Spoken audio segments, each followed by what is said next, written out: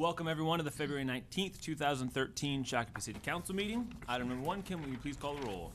Yes, Mr. Mayor. Councilor Sherman? Here. Councilor Lehman? Here. Councilor Clay? Here. Councilor Whiting? Here. Mayor Tapke? Here. Everyone please stand for the pledge. I pledge Allegiance to the flag of the United States of America and to the republic for which it stands, one nation, under God, indivisible, with liberty and justice for all. Item number 3, approval of the agenda. Do we have any additions or corrections? No changes from staff. From council? Seeing none, I'll entertain a motion. Councilor Sherman, do I'll move to approve the agenda. we have a second? Second. Councilor Clay, any discussion? Seeing none, all those in favor? Aye. Anyone opposed? Passes unanimously. Item number 4, consent business. Do we have any discussion on the consent? Anything to remove? Councilor Lehman, A1. remove A1. Okay. Anything else? Do we have a motion to accept the consent business as amended? Councilor Whiting, Move to approve the consent agenda as amended. do we have a second? Councilor Lehman? Second. Mr. McNeil, could you please read the consent business, please? Thank you, Mr. Mayor. 4A1 was removed from consent agenda. 4A2 adopts resolution number 7280, which is a preliminary plat of Dakota Crossings. 4B1 declares 3 forfeited vehicles held by the police department to be surplus property and authorizes proper sale or disposal of these vehicles. 4C1 authorizes the utilization of a repurchase agreement with Lano Equipment, Inc. for 2 Bobcat skid steer loaders in the amount of $10,473.76. 4C2 authorizes the utilization of a repurchase agreement with Ag Powers Enterprises, Inc. for a John Deere mower and John Deere tractor in the amount of $12,776.29. 4C3 authorizes the purchase of 1 new excavator machine from Titan Machinery in the amount of $93,353.37. 4D1 recognizes Carmela Nasseen's successful completion of her probationary period for promoted employees and grants her regular status as secretary in the engineering division. 4D2 authorizes the hire of Jana Grassel as crime prevention specialist in the police department as step E of grade 4 of the 2013 pay plan for non-union employees, subject to successful completion of required pre-employment screenings. 4F1 approves bills and electronic transfers in the amount of $1,029,591.80. 4F2 approves minutes of the City Council meeting of February 5th, 2013. 4F3 approves a renewal of a corrected towing agreement with Shakopee Towing for towing, impounding, and storing services within the city for the period January 1st, 2013 through December 31st, 2017.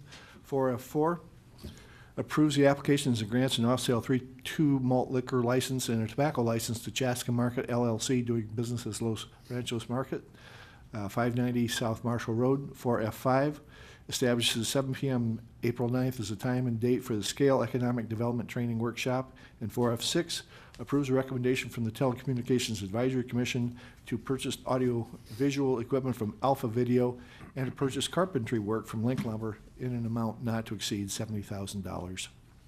Thank you, Mr. McNeil. Question, did that need to get pulled, or is that? No, That was okay? we didn't need a request. Okay. All right, so any discussion on those items? Seeing none, all those in favor? Aye. Anyone opposed? Passes unanimously. Thank you all. Item number 5, recognition of involved citizens by City Council. Is there anyone here this evening who would like to discuss an item that is not on the agenda? All right, seeing none. Item number 7, business removed from consent agenda will be discussed at this time. Item number 4A1, the Federal Transit Administration Title VI Plan. Councilor Lehman. Mayor, I'm wondering why a 1964 law is being presented in this manner. It's been the law since '64, so what's changed since Really- '64 to now? Members of the council, what changed is that in 2010, the Metropolitan Council sent a couple of interns out to each of the suburban transit providers to do a compliance audit, and as a follow-up of that review, we and the other suburban providers were required to adopt a Title VI plan and limited English proficiency plan. to comply with Federal Transportation Administration regulations For federal funding. for federal funding. And in the case of Shakopee and some of the other suburban providers, the only federal funding that we've received directly may have been in the form of some of the funding for buses. But that's enough that the Met Council has concluded that we need to comply with those requirements. Councilor Lehman? Who's paying for all this signage? All which signage? Well, it talks about putting signage up at our park and rides and on our buses and stuff like that, so. That would be covered by the existing transit budget, which is an operating balance at this point. The cost of that signage is not very great, would be done internally. And if I'm reading this correctly, we're basically going to make sure that if somebody of different origin speaks any other language than English, we're gonna make sure that we have a translator or some sort available to them. If they make that request, yes, that's what we are required to do. Is there any requirement for us to steer them toward an educational opportunity to learn English? Under federal transportation regulations, there is not a requirement to steer them. If we're aware of those, we can certainly make them aware of those opportunities. Seems to me, if I'm reading this percentages correctly, was it 16% of ridership is of different nationalities? Where that may have a communication barrier of some sort. So instead of trying to get over 80% to figure out how to communicate with the 16%, why don't we get the 16% to communicate with the 80-some percent? What makes you think that 16% is not trying to communicate with the 80-some percent? Well, if they were, then this approach wouldn't be needed. Or they just newly came to the country, or there are other things going on? I mean, Possibly. But this doesn't address that. This just addresses trying to assimilate to their nationality, which right now is many nationalities, which we're seeing in the school district. It might be more cost effective to try to steer them to an avenue to learn English Understood. language. Anything else we need to discuss with this? Councilor Clay? Move to recommend adoption of the Title VI plan as presented. Second. Any discussion, further discussion on the item? Seeing none, all those in favor? Aye. Anyone opposed? I'm partially opposed to this yet. That doesn't count, are you? I'm opposed to it as it's written, yeah. Okay, so passes 4-1. All right, item number 10B1, promotion of 8th sergeant.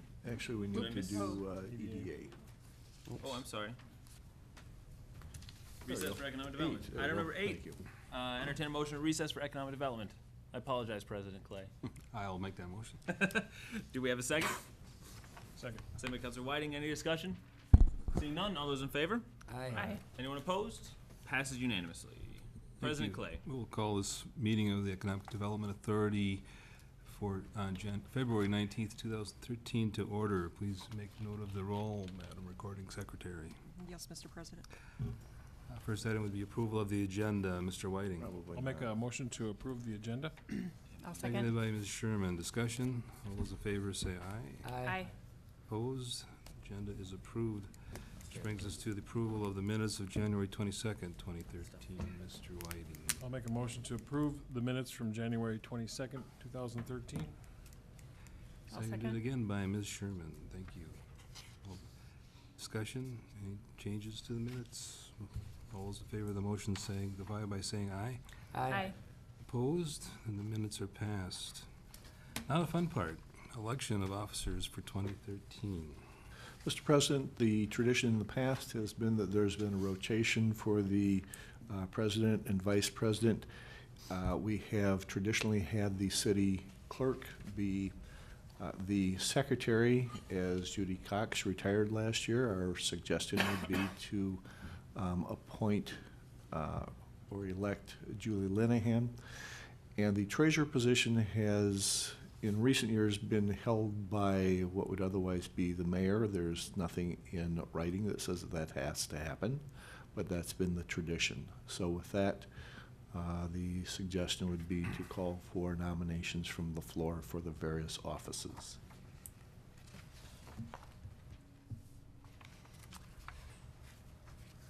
Ms. Sherman?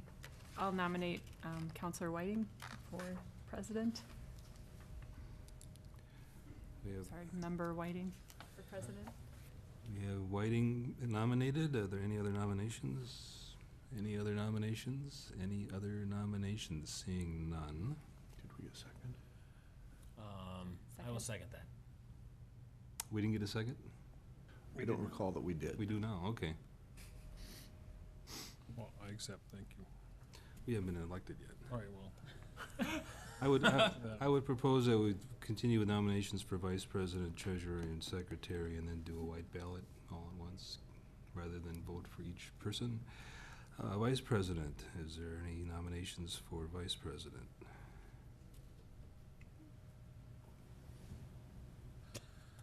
whose turn is it? Oh, go ahead, Mr. Whiting. Yes. I'll make a motion that, let's see, You can't Counselor nominate Clay, yourself. yourself be nominated vice president. I'll second. Seconded by Ms. Sherman. Any other nominations? Any other nominations? Any other nominations? We have myself nominated for vice president, Mr. Whiting. I'll make a motion that we nominate Mayor Tabke treasurer. I'll second. Seconded by Ms. Sherman. Any other nominations? Any other nominations? Any other nominations? You're good at that. Yes, going on to secretary. Mr. Whiting. I'll move the Julie Linehan be placed in nomination for secretary. Seconded by Mr. Lehman. Didn't wish you feel left out. Second.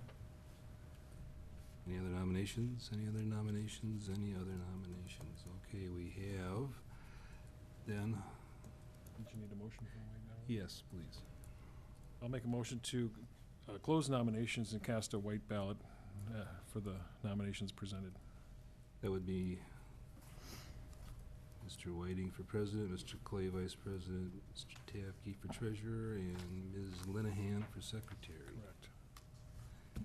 That was a motion seconded by I'll second. Ms. Sherman. Discussion? All those in favor signify by saying aye. Aye. Opposed? Congratulations to all. I always forget at this point, do I just pass the gavel on to the new president? Here, vote. Do you want me to toss it over that All right. direction? Thank you. We'll move along to appointments to the Economic Development Advisory Committee. Members of the commission, there was one vacancy and 3 incumbents. The interview panel interviewed candidates for that. The recommendations are in the memo. Recommendations for Ryan Love, Paul Youngs, and Ryan Thorman for the 3-year term, and Kari McGuire for a 1-year term. Councilman Lehman. 2 vacancies, thank you. If there's 2 vacancies, why are we appointing 3, 4? 2 vacancies and an incumbent. Mr. Chairman, is the McGuire related to the current McGuire that's currently on there? Not to my knowledge. It's not a question, it was asked during the interview, no. Do we know or not? I don't see any reason to assume that she, I guess I they should are ask. related. I guess I should be asking the chair, huh? I will say that we had several candidates, very good candidates. These are the candidates that rose to the top that we thought would fit the position the best. Whether or not they're related to anybody didn't seem a factor in nominating these very eligible people. So we don't have an answer to my question? No. Okay. Do we want to table it to find out the answer to my question, or do you want me just to vote against it, not knowing? We'll let you vote against it. All right. We'll look for a motion to accept the candidates. Mr. Clay?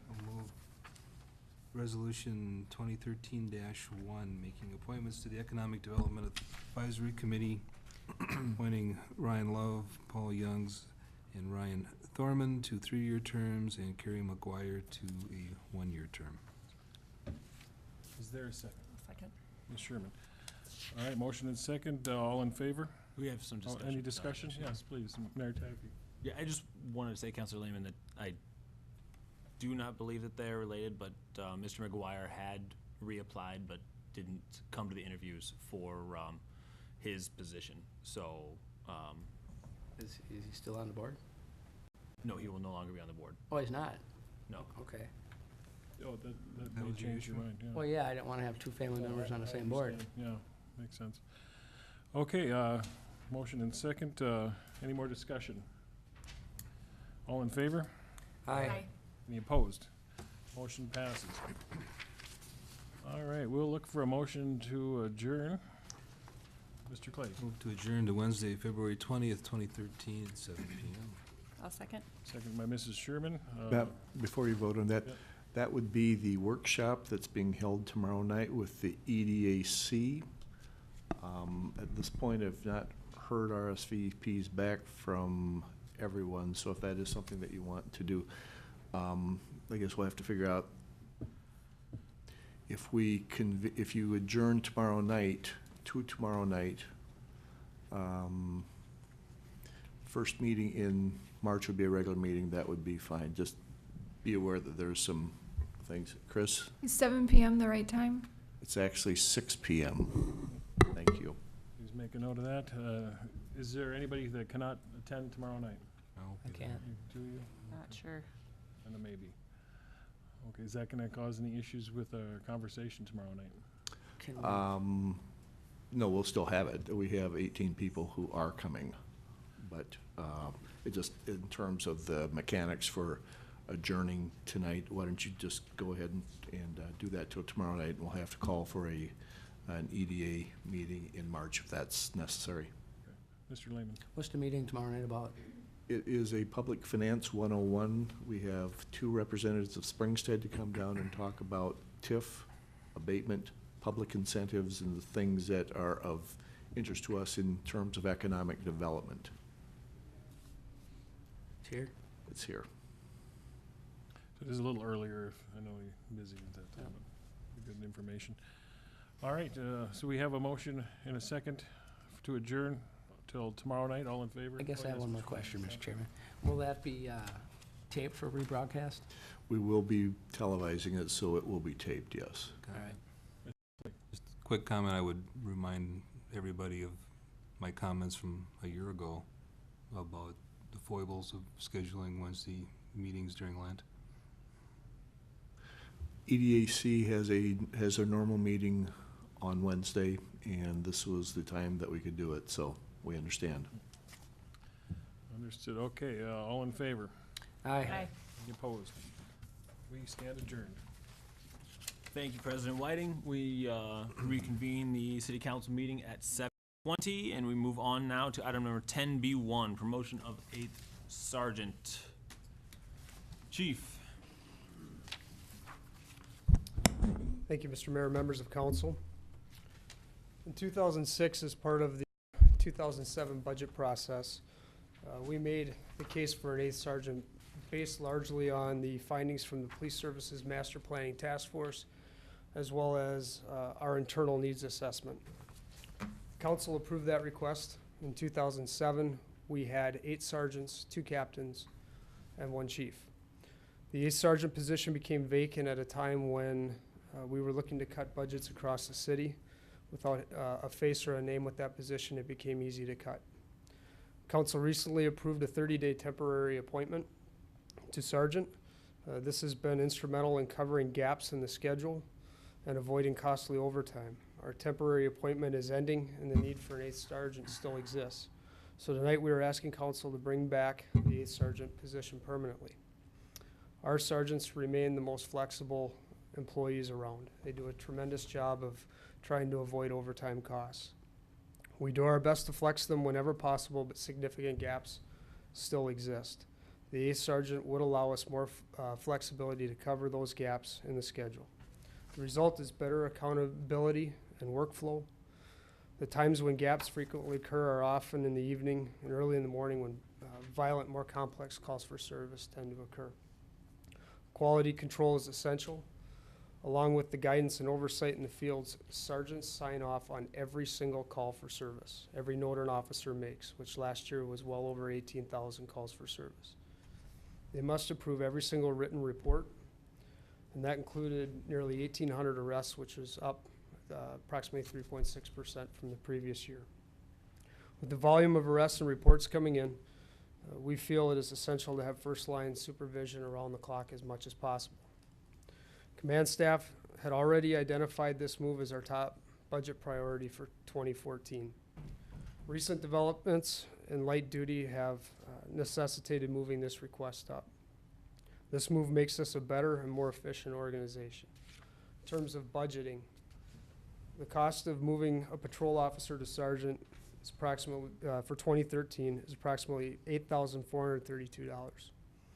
This cost can easily be absorbed in our 2013 budget. Due to backgrounds and withdrawal from candidates, we have two vacant positions, have had two vacant positions in the police department covering 5 pay periods. The cost of wages and benefits with those vacancies is slightly over $20,000. So for 2013, this $8,432 is covered, would be covered. 2014, this position would add approximately slightly over $8,600 to the 2014 budget. However, we firmly believe that budget shifts and savings for the 2014 year will more than cover the anticipated costs associated with this position. I do want to stress we are not asking, nor will we ask, to backfill this patrol position with another officer. We're asking to stay at 47 sworn. We don't want to add, we just want the same command structure we had in 2007. And we feel, we are confident we can cover those costs in 2014 as well. One of the things we did as a command staff recently was look at comparable cities in terms of call load, population, arrests, staffing, see what their command structure looked like.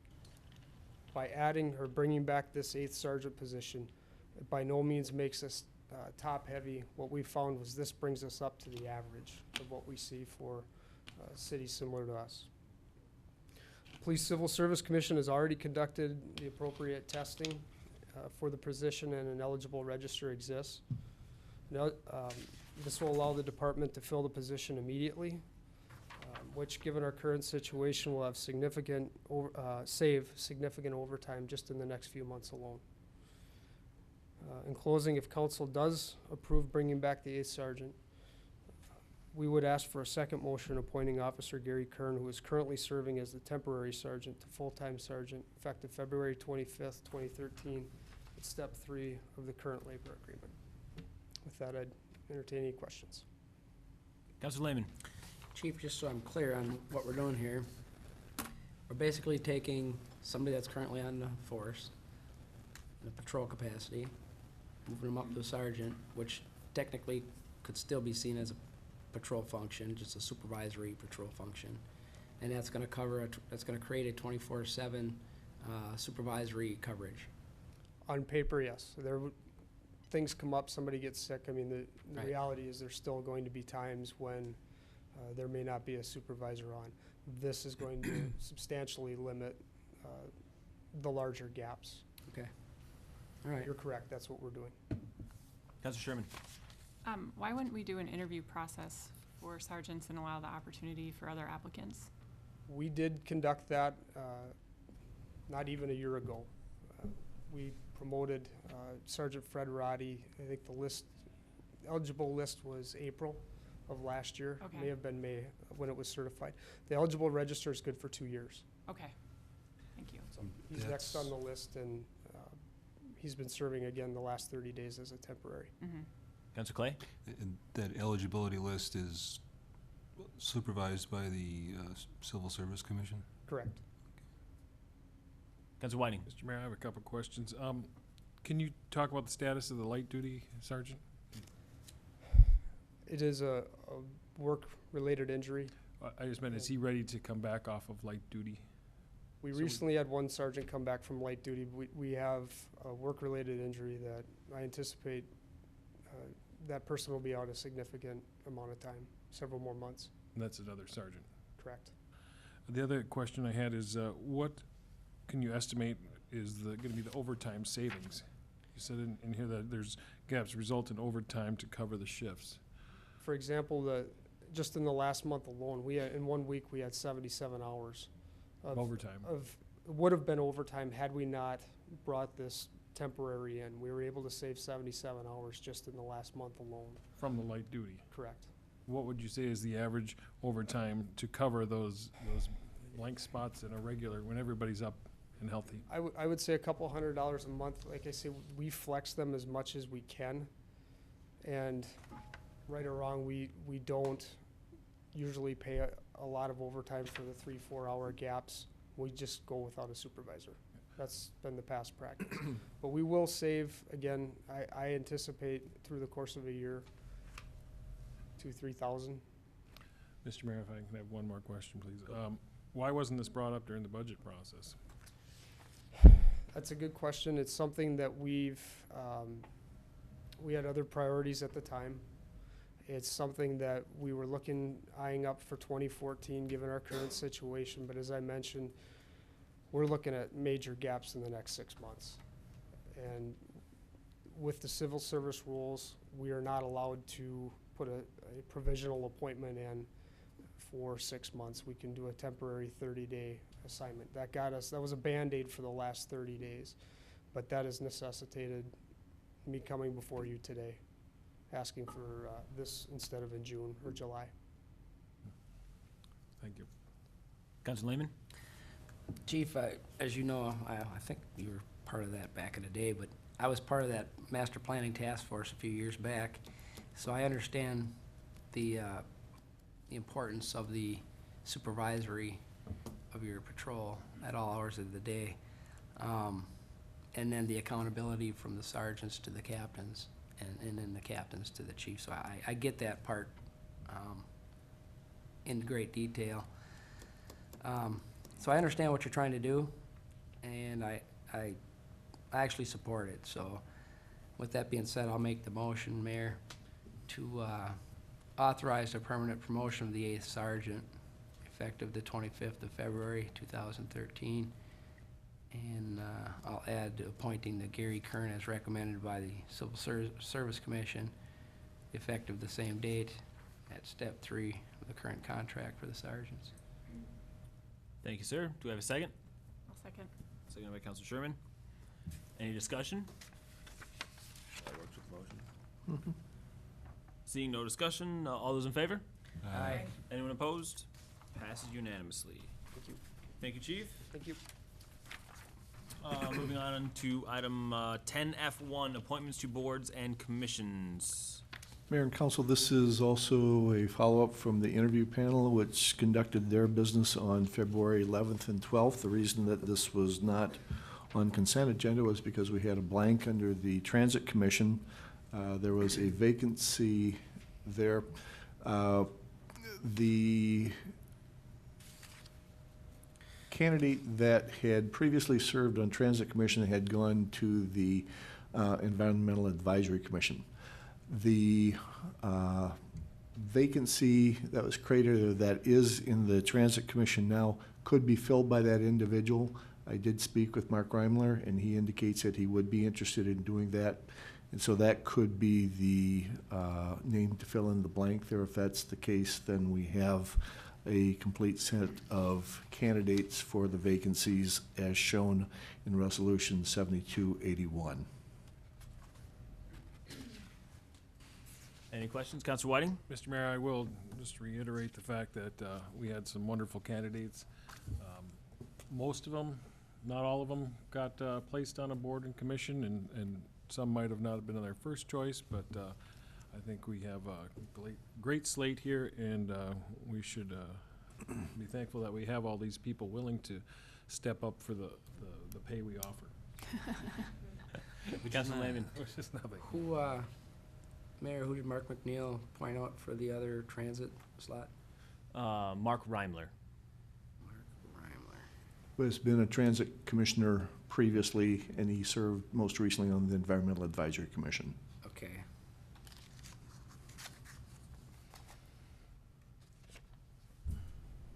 Councilor Whiting? I'll make a motion to consider Resolution 7281, making the appointments to the expiring terms on the various boards and commissions. Do we have a second? Second by Councilor Sherman. Councilor Lehman? The resolution, Mayor, doesn't, on number 8, doesn't specify Mark Reimler along with Mark McLaughlin. I'll accept that as an amendment and add Mark Reimler to the Transit Commission. Very good catch. Councilor Sherman? You agree? Yes. All right, any other discussion on the motion as amended? Seeing none, all those in favor? Aye. Anyone opposed? Passes unanimously. Thank you. Item number 10F2, letter of support for transit regional sales tax. I can just introduce it, members of the council.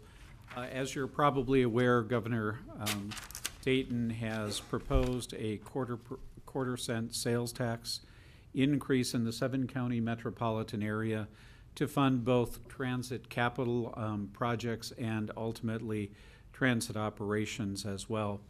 That proposal is estimated to raise between $200 and $250 million a year. It's a proposal that's been of some discussion at the Suburban Transit Association, of which the city is a part. That organization desires to be a part of the discussion as bills are drafted related to that, and potentially another proposal that's been made by Transit for Livable Communities. As you see from the report, Mayor Tabke has asked the council to consider submitting a letter of support and offering the city's assistance in crafting the implementation of that proposal. Councilor Lehman? Excuse me.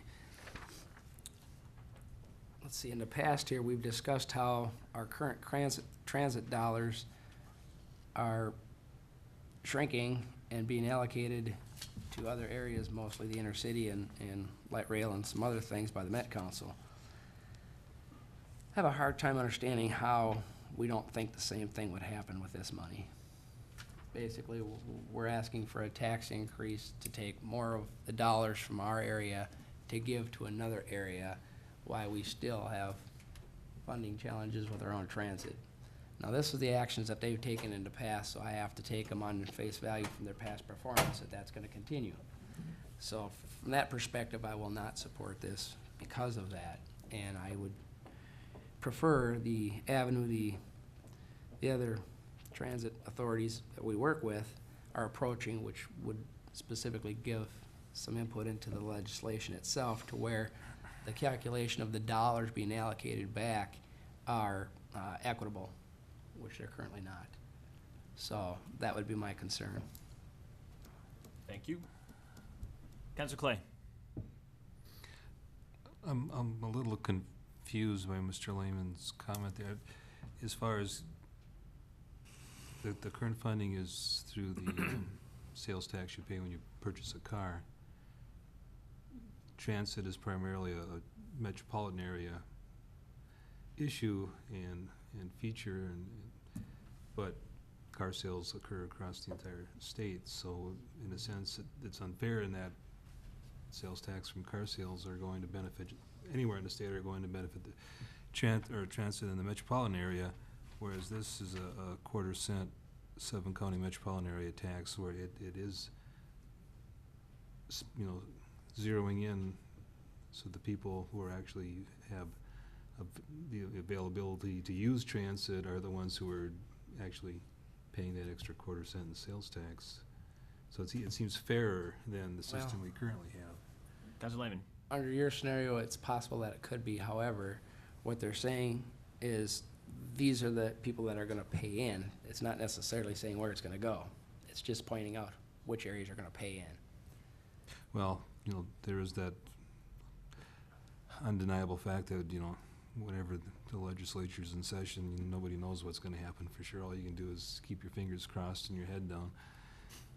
And I would point out that in the past, when we started our transit operation, we knew what our funding was, and they changed our funding formula to utilize our money toward the bigger Met Council lines that are just inefficient in operations, and basically penalized us for building our own and being efficient and growing, where they're inefficient, they're don't have ridership, or that's falling on their ridership, or whatever their cases are, and they're taking from all the outside Yeah. providers to hold themselves up. Now, if you know that's their motive in the past, why would you not think this is their motive now? I mean, they're looking to shore up their funding in any way they can, and boy, if they can do it from outside the area, hey, that's great, and which is what they're trying to do. Well, maybe this will dissuade them from trying to keep stealing from us. What would dissuade them better would be for us to have our own local tax and use it specifically for funding. That would make more sense for our own funding, transportation needs, than it would this route. Counselor Whiting? Now, first a comment and then a question, but I think we need to move ahead with this, you know, to be a part of that. I think we'll be held out of all those transportation decisions if we continue to block like we do. Now, the question I have, now there's 2/4% in the proposal. This is 1/4% in addition to the 7-county metro area. Then there's another 1/4% that and correct me if I'm wrong, please, that the other counties or areas are paying, that Scott County and Carver County and Dakota County, I believe. No, not Dakota, just the two. So we're already not paying 1/4% into the system. That, of course, they want, for your same reason, they want that money to build their system, obviously. And it is, the LRT, the light rail is getting closer in planning. And I think if we want to make this community connected to some of those points, we need to kind of get on board and join with them, so we make sure we're part of that decision-making process, and to make sure we have those connection points, whether we go all in with another group out here or all in with the Met Council. I think we need to use this as a leverage point, saying, hey, we need service, we want to be connected, this is what we'll accept this, we'll play along to be a part of that. Members of the council, just a couple of comments, and let me first preface them by saying I certainly understand, and as some of you know, have shared some of the skepticism about the Met Council. What's not settled at this point, from my understanding, is once the money is collected, who will actually get it for distribution? As a general proposition, the governor's proposal does propose funds for bus expansion. I think it's up to 4% per year, depending on how much is actually raised. And I think, as Councilor Whiting was suggesting, and as has been the discussion at the Suburban Transit Association, the key is to be at the table as the legislation is being crafted, considered, and potentially passed, to make sure that there is distribution of those funds that equitably come to areas outside of the 494, 394 Beltway, largely addressed by Metro Transit. As I said, that's the discussion we've had at Suburban Transit Association. And just for those who don't know, that's the Minnesota Valley Transit and Southwest Communities, as well as Prior Lake, Plymouth, and Maple Grove.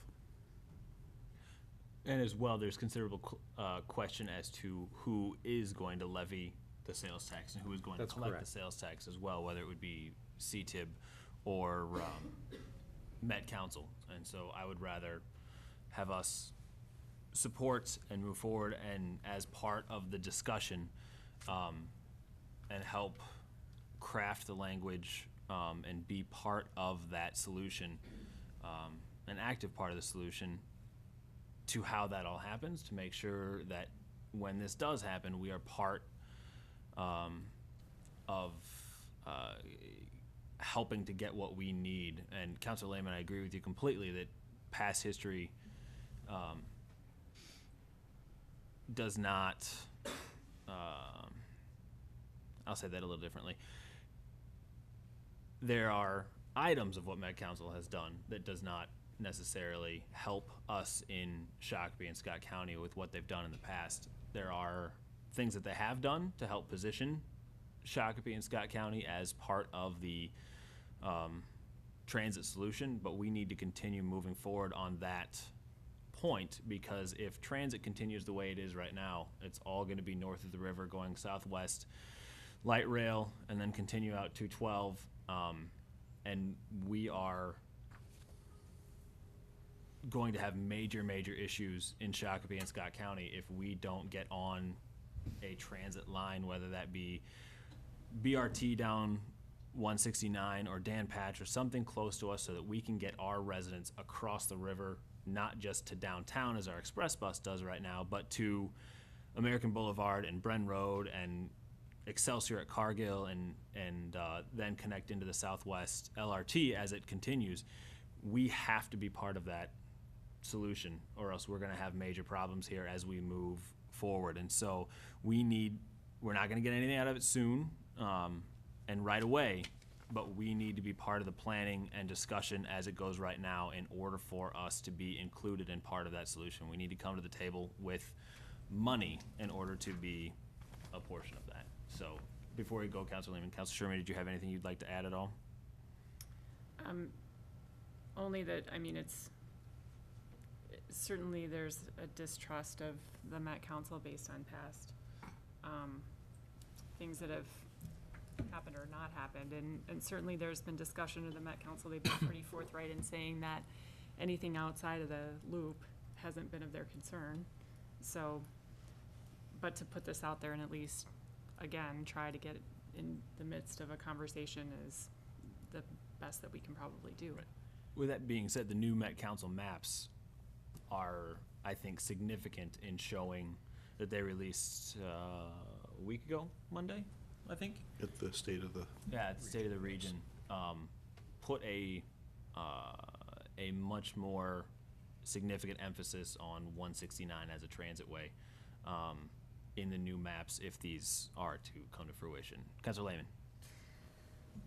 Seems backward. We're gonna commit taxpayers to paying higher taxes with no guarantee of any improvement in service. What we should be doing is sitting at the table with them and Scott County and Prior Lake at the state level and saying, hey, we could sign on to this, but where's our guarantees? What are we gonna get out of it? Councilor Whiting. I think we're gonna get hit with that tax You think? no matter what. So if we sign on board and move ahead with it, I think we'll at least have that seat at the table. We should have Councilor that seat either way. Yeah, I mean, unfortunately, this is probably the most political issue we have to deal with, really. Right, yeah. Because it's trying to get in the conversation, it's trying to figure out how do we get a piece of something that we really don't have much control over. Gotta buy your way into a conversation. Pretty much. It's amazing. Not much different than Vegas. You gotta sit at the table, you gotta. All right, any other discussion on the item? Councilor Whiting. I'll move to consider authorizing the attached letter to Governor Dayton on behalf of the city, a letter expressing support for the governor's proposed regional sales tax for transit. Do we have a second? I'll second it. Second by Councilor Clay. Did you say consider authorizing or just authorizing? Authorizing. We're considering authorizing it right now. Yeah, I want to be a little more All right. specific than Okay, just well, consider. authorizing. All right, okay. And then I have a second. Thank you, sir. Any further discussion? Seeing none, all those in favor? Aye. Aye. Anyone opposed? Aye.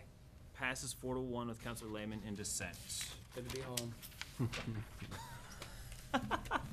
I gotta say, Glad to have you back. we missed you the last two meetings. did. It was Nobody knew who was it gonna was- talk first. No Yeah, one it knew was- what was gonna happen with that. It was, Just out of balance. exactly, it just felt weird.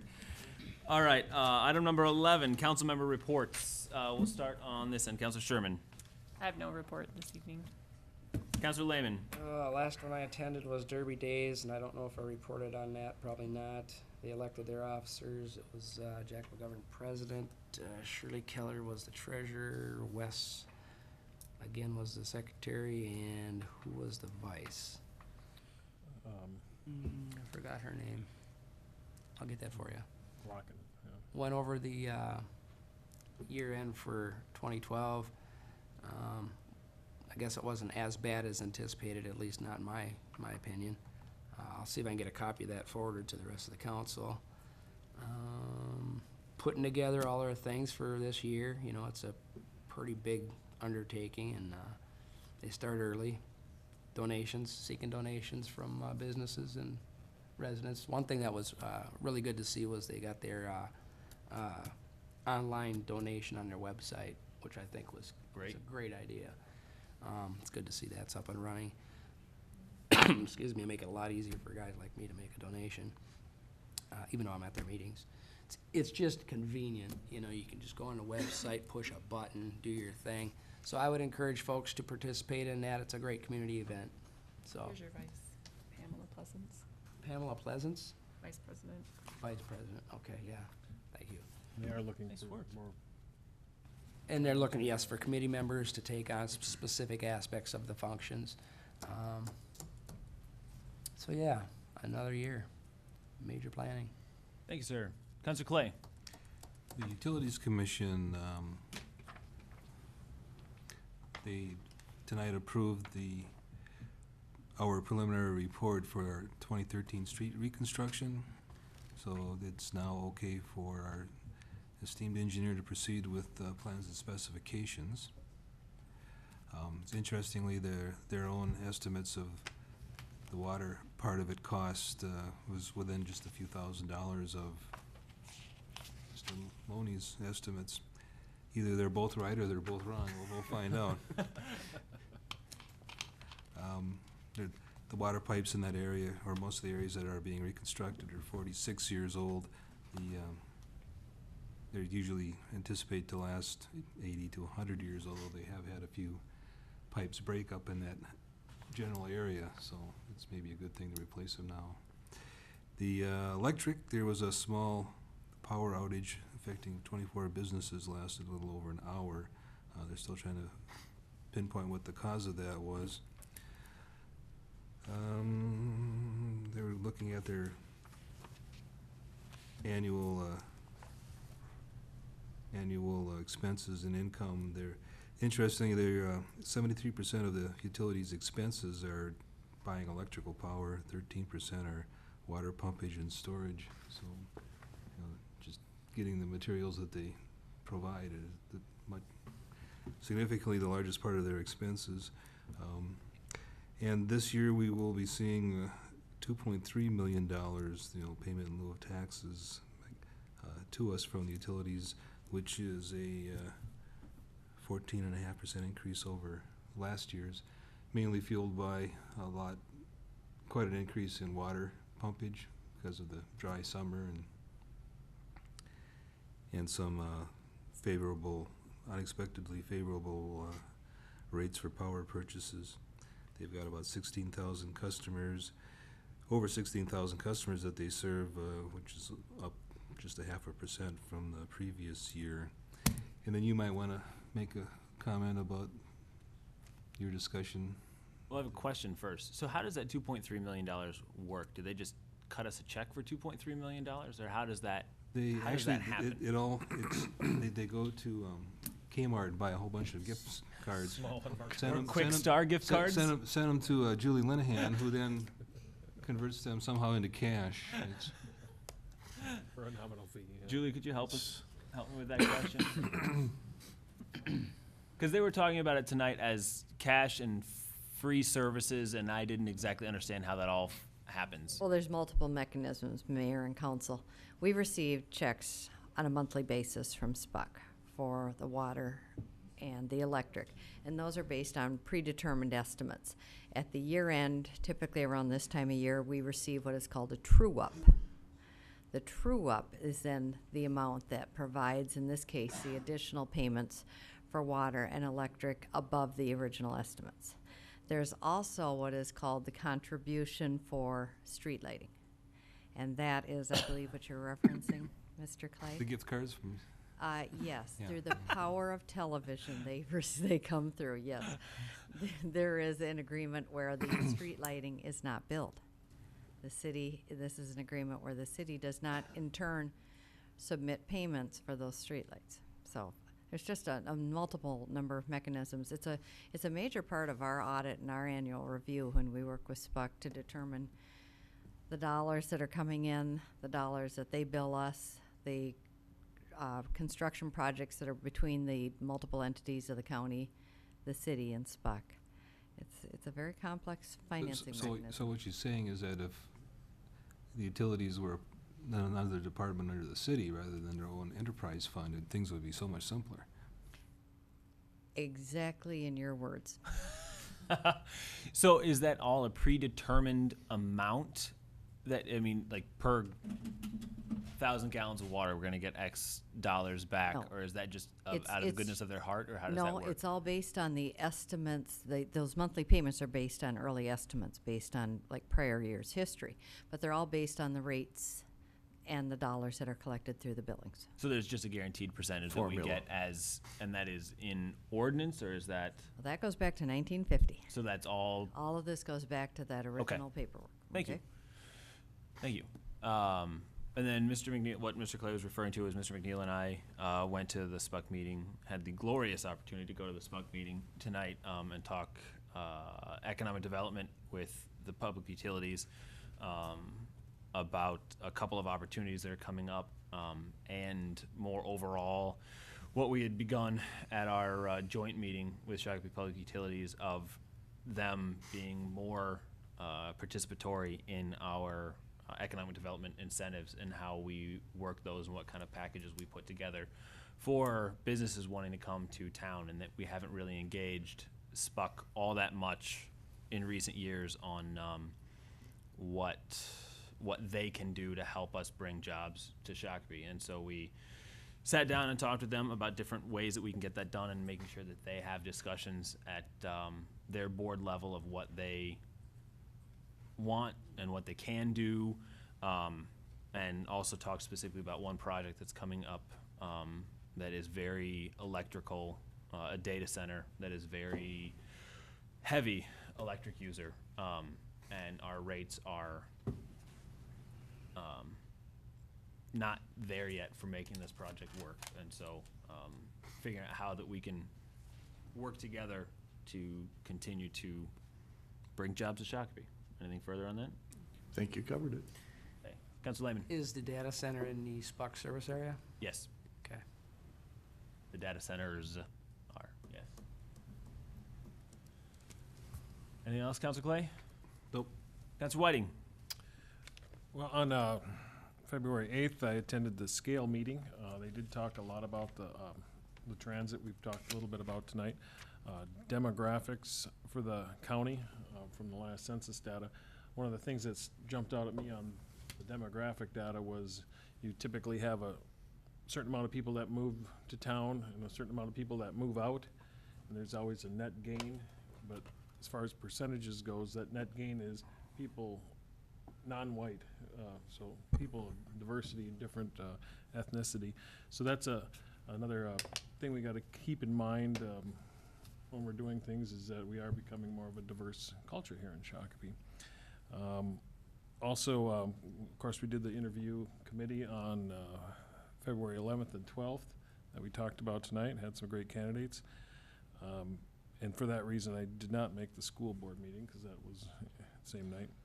I know, can't do everything. And the Chamber and Visitors Bureau meeting is tomorrow morning at 8.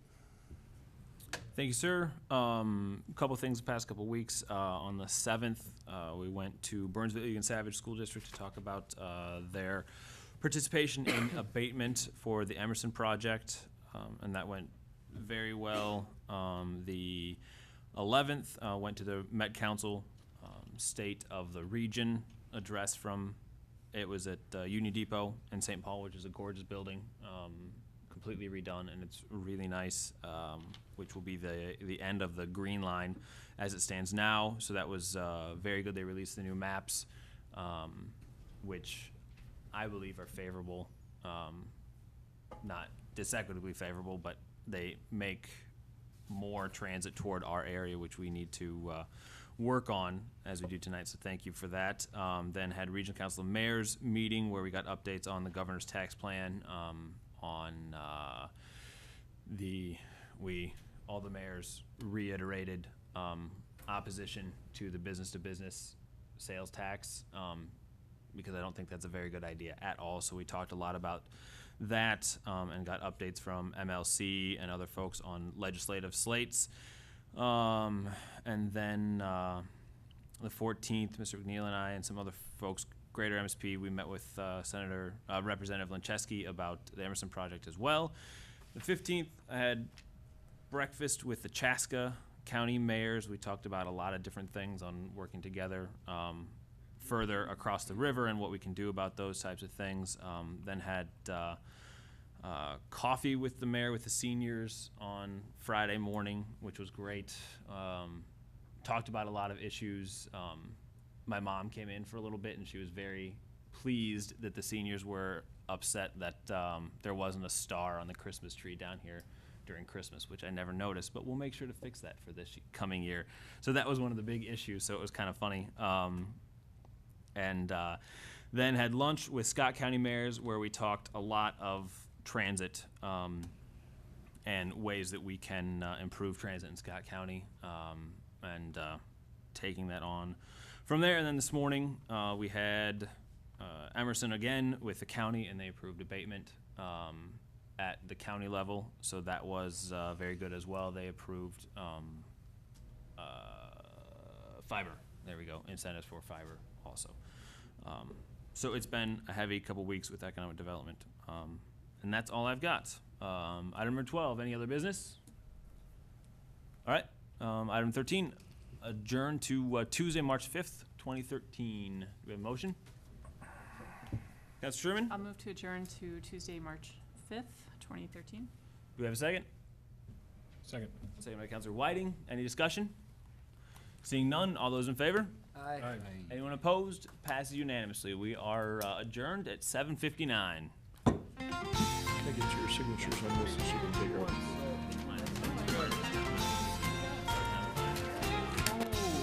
Has that been an issue? Something. Evidently, I got it a little Wait, heavy people up into or it. what? Yeah, I got a little into it last time, evidently. All right, that's, no, Oh, yeah, that's I for was looking notaries, for that. so, This just need to was sign just it. the research on. I know one. That